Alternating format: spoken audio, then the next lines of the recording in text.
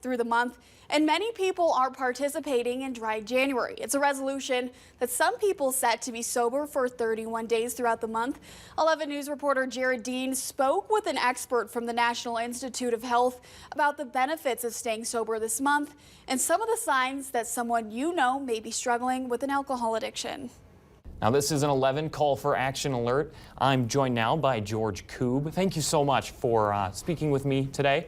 And we're going to jump right into it. Today, we're talking about Dry January and some of the signs for alcoholism over the holidays. So I guess when you talk about Dry January, what do you say when you're talking to people about it? Well, this is a movement that started about 10 years ago in the United Kingdom and has started to catch on in the United States in the last 5 years. And it really is a part of an overall changing the conversation about alcohol. A conversation, according to bartender Ashley Gavinet, has gained popularity at Shame and Regret in downtown Colorado Springs. She says she has seen an increase in people ordering mocktails or cocktails without alcohol, especially this month. And not only are people ordering them more, people are asking for more. People are asking me questions. They want to know about these spirits that we're using.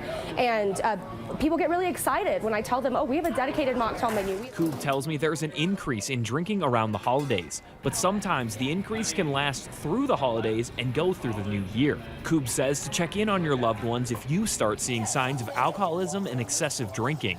If needed, he suggests talking to your loved ones about seeking help and making a doctor's appointment.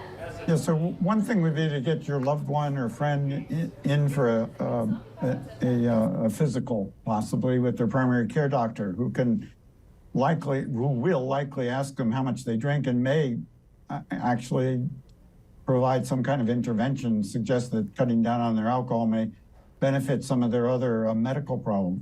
Now, if you want more information, head to kktv.com and click on Find It. Thanks again.